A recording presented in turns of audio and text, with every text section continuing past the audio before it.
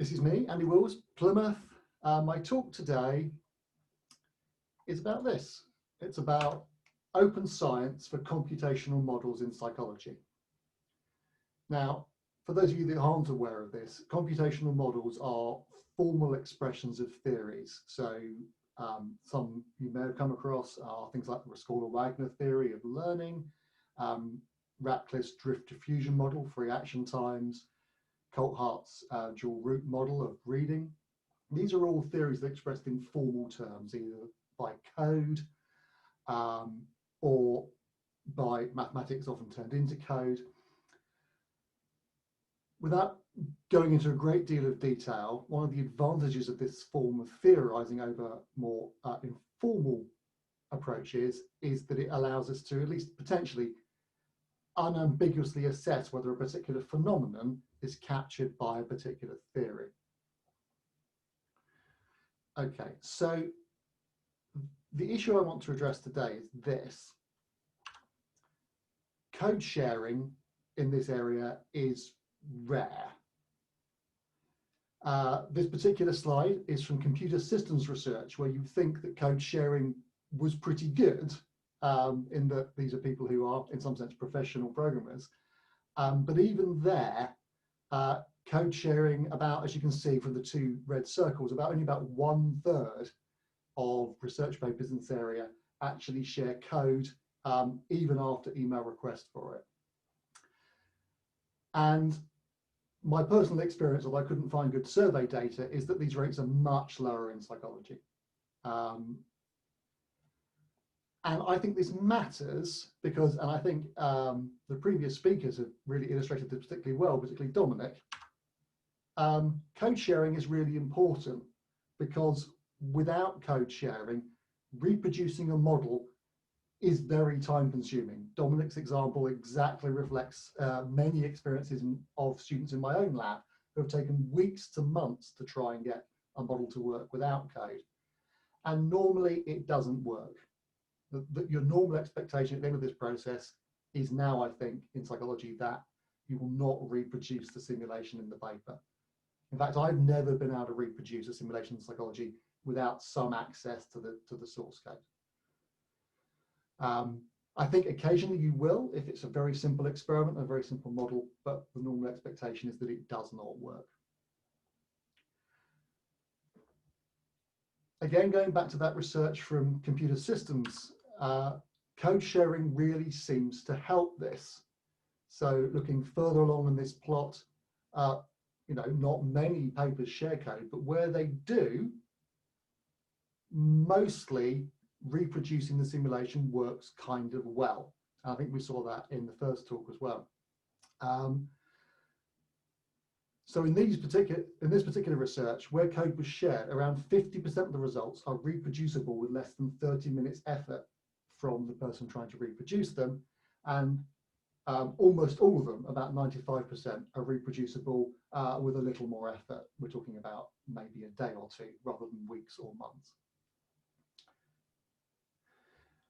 So I think that probably makes it clear that I'm keen to encourage public code sharing. And that's for two reasons. And I think we've sort of touched on both of those reasons in the previous talks. But I thought this was a particularly good description or split of the two reasons why you might want to share code. One of them is repeatability.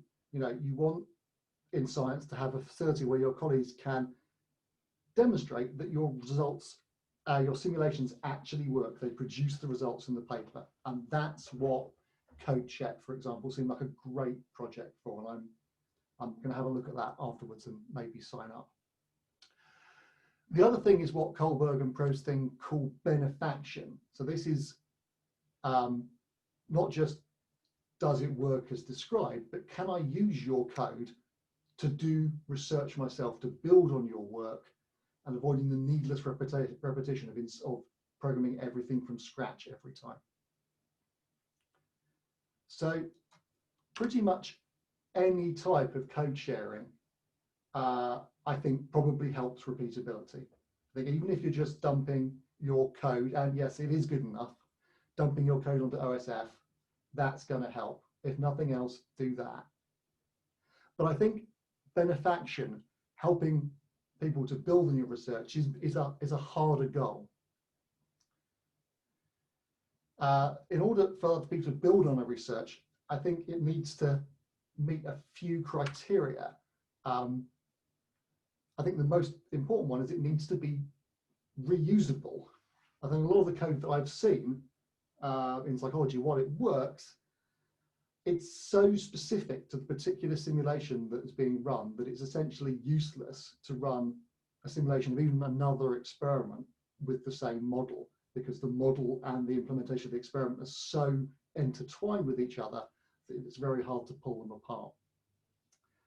Also, and I asked about this in questions, but my particular perspective on this is it's really important that we use an open platform. So something like R, Python, rather than, for example, MATLAB or other proprietary software. Having a platform that's proprietary imposes a cost barrier. You may not be able to afford, or may not be able to access the software. There's a transparency barrier in that you can't see the code that's part of the simulation because it's not available.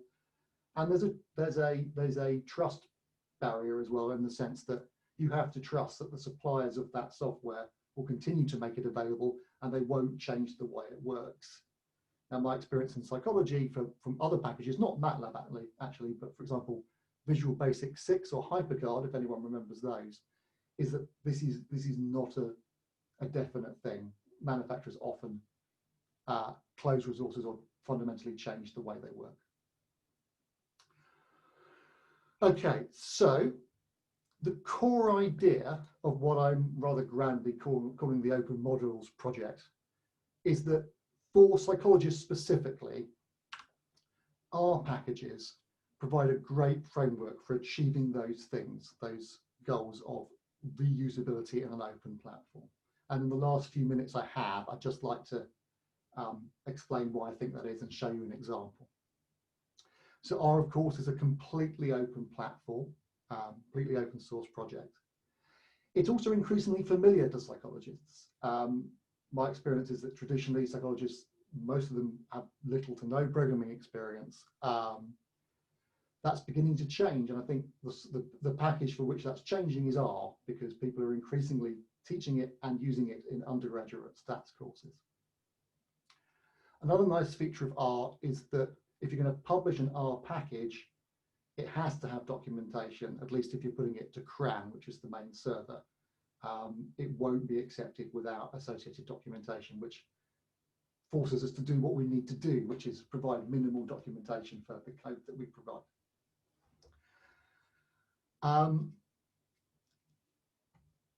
Now, R packages, of course, well, most of you will know this, they add commands. So you load a package and it adds commands that you otherwise wouldn't have had in R.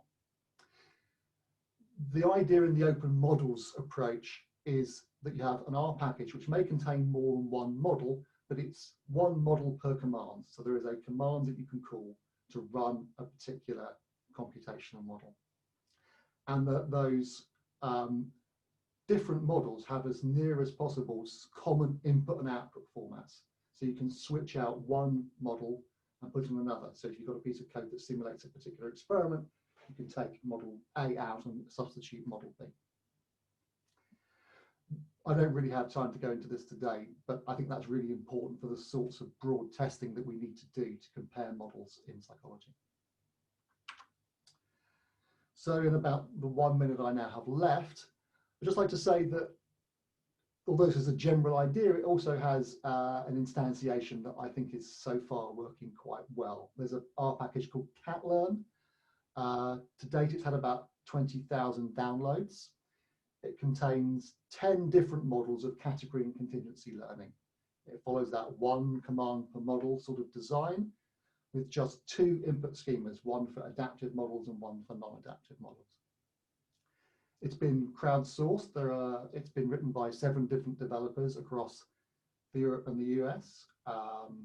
These people are, in the main, PhD students and postdocs. I maintain the package.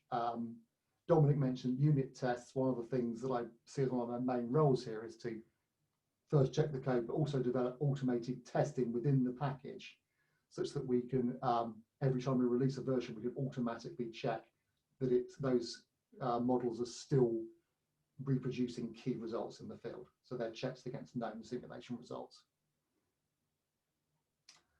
Okay, I think I'm more or less out of time, so just going to skip over and say Catlearn runs really fast because we program a lot of it in C++ under the hood, so it's a lot faster than you might expect for an R package. Code development is entirely open, it's on GitHub, very easy to install, it's just a standard R package, and that's more or less it. What I've tried to tell you here today is that this idea of the open models concept, I think that progress in computational modeling is assisted by open reusable model implementations. The Catlearn package is a proof of concept that open reusable models can be achieved.